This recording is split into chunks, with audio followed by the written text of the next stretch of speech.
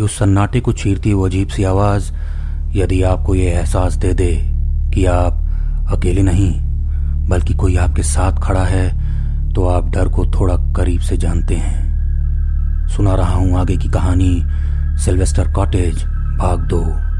पिछली कहानी में आपने सुना कैसे राम बाबू अपने सेल्स टूर के दौरान केरल के एक छोटे से गांव में पहुंच जाते हैं जहां उनका सामना एक अजीब सी औरत से होता है जो उन्हें पास के वीरान कॉटेज में ठहर जाने की सलाह भी देती है।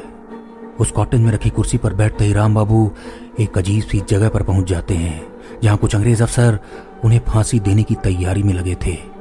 तभी वहां उसी औरत को देख राम बाबू उसका हाथ पकड़ लेते हैं जिसकी वजह से वापस वो इसी दुनिया में आ जाते हैं, पर वो धीरे धीरे मर रहे होते हैं। जब वो पास के चर्च के फादर फर्नांडिस से मिलते हैं तो उन्हें बताते हैं कि वो औरत मर चुकी है और वो लोगों को मारकर उनकी आत्मा अपने कब्जे में कर लेती है। वो ये भी बताते हैं कि यदि राम बाबू की फांसी उस दुनिया में नहीं रुकी तो वो मर जाएंगे और उनको वापस जा अपनी फांसी रोकनी ही होगी। फादर, पर वो आत्मा चाहती क्या है? उस कुर्सी पर बैठते ही मैं अलग दुनिया में कैसे चला गया? और वो कॉटेज, वो औरत, वो एकदम से कैसे गायब हो गए? राम बाबू ने पूछा। मायसन कहा जाता है 1910 के आसपास जब भारत पर ब्रिटिशर्स का राज था तब मरिया और उसके पति बेन सिल्वेस्टर उसी कॉटेज में रहते थे। पर एक रात बहुत सारे अंग्रेज अफसरों ने उस कॉटेज को बाहर से घेर लिया। आरोप था कि बेन अंग्रेजों के खिलाफ एक मुहिम छेड़ रहा है और उसे फांसी दे दी गई। गांव के कुछ लोगों ने यह खबर अंग्रेजों तक पहुंचाई थी। उस दिन के बाद मरिया को किसी ने भी उस कॉटेज से बाहर आते नहीं देखा। खबर यह भी है कि उसने उसी कुर्सी पर बैठे बैठे ही अपनी जान गंवा दी। पर धीरे धीरे लोग हर पूर्णिमा की रात गायब होने लगे और जब एक व्यक्ति जिंदा वापस आया तो पता लगा वो आज भी अपने पति को ढूंढ रही है और जब वो नहीं मिलता तो बदला लेने के लिए गांव के लोगों को इस दुनिया से वहां ले जा ठीक वैसे ही फांसी दिलवा देती है जैसे उसके पति को दी गई थी। हर पूर्णिमा की रात सब कुछ वो वैसा ही बना देती है जैसा 100 साल पहले था। पर वो आदमी कौन था जो बचकर आ पाया? राम बाबू ने पूछा। मायसन, इस बात का जवाब मैं बाद में दूंगा। अभी तुम्हारे पास टाइम नहीं है और तुमको तुरंत वापस जाना होगा। पर कैसे? वो तो मुझे देखते ही मार देगी। राम बाबू ने कहा। नहीं, वो तुम्हें इस दुनिया में नहीं मार सकती। अब मेरी बात ध्यान से सुनो। अगले 12 घंटों तक ही वो टी स्टॉल तुमको दिख पाएगा। उसके बाद उस दुनिया में जाने का रास्ता तुम्हारे लिए बंद हो जाएगा।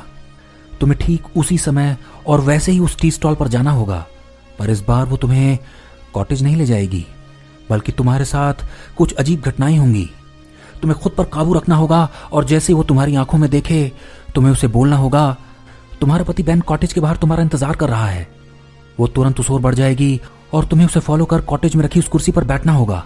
सिर्फ यही एक तरीका है वापस जाने का, फादर फर्नांडिस ने कहा। पर मैं वहां अपनी फांसी कैसे रोकूंगा और वापस कैसे आऊंगा? राम बाबू ने पूछा। फादर फर्नांडिस ने एक छोटा सा क्रॉस राम बाबू के हाथ में देते हुए कुछ कहा। राम बाबू ठीक उसी समय उस जगह पहुंच गए जहां से उन्हें वो टी स्टॉल दिखा था। हवा के साथ बह रही उस डर की खामोशी को राम बाबू अपने चेहरे पर महसूस कर सकते थे। जब उन्हें वो रोशनी दिखी तो वो किसी तरह उस टी स्टॉल पर पहुंच गए। उन्होंने कांपती आवाज में कहा, कोई है? Hello hello. कुछ देर आवाज लगाने के बाद जैसे ही उल्टी ओर घूमे, ठीक सामने मरिया को खड़ा देख राम बाबू की चीख निकल गई। आज वो बिल्कुल अलग दिख रही थी। भयानक लाल बड़ी आंखों से वो राम बाबू को बस एकटक घूर रही थी और अजीब सी आवाज में कुछ बड़बड़ा रही थी। राम बाबू को भी कुछ समझ आ पाता, वो अपने आप को जमीन में जकड़ा पा रहे थे। जब उन्होंने अपने पांव की ओर देखा तो वो दर्द में कराहने लगे। उनके दोनों पांव आधे जमीन में धंस चुके थे। अभी वो संभल पाते, कई सारे चमगादड़ उनकी ओर बढ़ उनके शरीर से लिपट गए। राम बाबू अपने आप को मौत के बेहद करीब पा रहे थे। किसी तरह उन्होंने बोला, मैं तुम्हारे पति बेन के कहने पर यहाँ आया हूँ। वो तुम्हारा कॉटेज के बाहर इंतजार कर रहा है। इतना कहते ही सब कुछ बदल गया। उनके पांव ना तो अब जमीन में थे और ना ही वो चमगादड़ दिख रहे थे। मरिया तुरंत कॉटेज की ओर बढ़ गई। राम बाबू भी उसका पीछा करते कॉटेज तक पहुंच गए। मरिया भी चारों ओर देख ही रही थी कि राम बाबू बिना समय गंवाए उस कुर्सी पर जा बैठे। कुर्सी पर बैठते सब कुछ अंधेरे में खो गया और जब राम बाबू की आंख खुली तो उन्होंने अपने आप को एक पोल से बंधा पाया जिसके ठीक सामने एक ऊंची सी जगह पर फांसी का फंदा दिख रहा था। उनके शरीर पर भी कई सारे चोट के निशान थे, मानो उनको टॉर्चर किया गया हो। किसी तरह जब उन्होंने अपना सर उठाया तो देखा उनकी दाईं ओर मरिया खड़ी है। टाइम हो गया है, इसे फांसी दे दो। एक अंग्रेज अफसर ने राम बाबू की ओर देखते हुए कहा। दो अफसर राम बाबू की ओर बढ़ गए और उन्हें पोल से खींचते हुए उस चबूतरे की ओर ले जाने लगे जहां फांसी का फंदा था। उन्होंने अभी एक काला कपड़ा राम बाबू के चेहरे पर डाला ही था कि वो चिल्लाने लगे, मेरी एक आखिरी इच्छा है, प्लीज इसे पूरा करो। जब वहां खड़े अफसर ने पूछा, क्या चाहते हो? मैं वो जो औरत है उससे मिलना चाहता हूँ, उससे आखिरी बार बात करना चाहता हूँ। अचानक राम के चेहरे से कपड़ा हटा दिया गया और वो अभी कुछ बोल पाते उन्हें एक आवाज आई, मरोगे, तुम सब मरोगे, मैं किसी को नहीं छोड़ूंगी।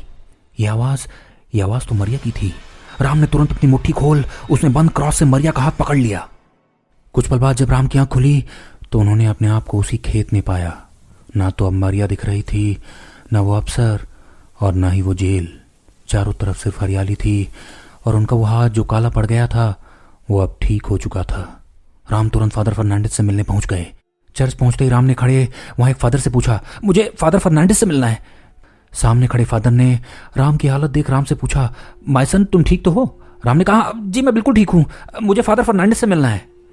जब वहां खड़े फादर ने कहा, मैं ही फादर फर्नांडिस हूं, तो राम बाबू भौचक्के रह गए।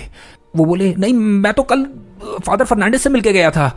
तभी वहां टंगी एक फोटो फ्रेम को देख राम बाबू ने कहा, ये फादर फर्नांडिस, हाँ मैं इनसे कल मिला था। वहां खड़े सभी लोग आश्चर्य से राम बाबू को देखने लगे। तभी वहां खड़े दूसरे फादर ने कहा, ये तो मेरे ग्रैंडफादर हैं, फादर पीटर फर्नांडिस, इन्हें मरे तो काफी समय हो चला है। नहीं मैं इनसे कल ही मिला था, इन्होंने मुझे वो क्रॉस भी दिया था और कहा था अगर मैंने इसे अपने हाथों में रख उस औरत का हाथ पकड़ लिया तो मैं वापस आ जाऊंगा और मैं बच जाऊंगा, और मैं बच भी गया। अभी राम बाबू कुछ और बोल पाते, वहां खड़े फादर ने कहा, भाई सन मुझे सारी बात बताओ। जब राम बाबू ने सारी बात बताई तो फादर को सब समझ आ गया। उन्होंने कहा, उनके साथ भी कुछ ऐसा हुआ तो था, पर यह सच है या झूठ मैं नहीं जानता, लेकिन वो भी एक रात ऐसे ही गायब हो गए थे और वो अकेले ऐसे थे जो वापस आ पाए थे। शायद इसलिए ही वो तुम्हें बचा पाए। गांव के कई लोगों का कहना है उनकी आत्मा उन्हें आज भी दिखती है। शायद अच्छे और बुरे की इस लड़ाई में वो अच्छाई का साथ देने चले आते हैं। कहा जाता है आज भी पूर्णिमा की हर रात मरिया लोगों को उस पार ले जाने आती है और अगले दिन लोगों की लाशें उसी खेत में मिलती हैं।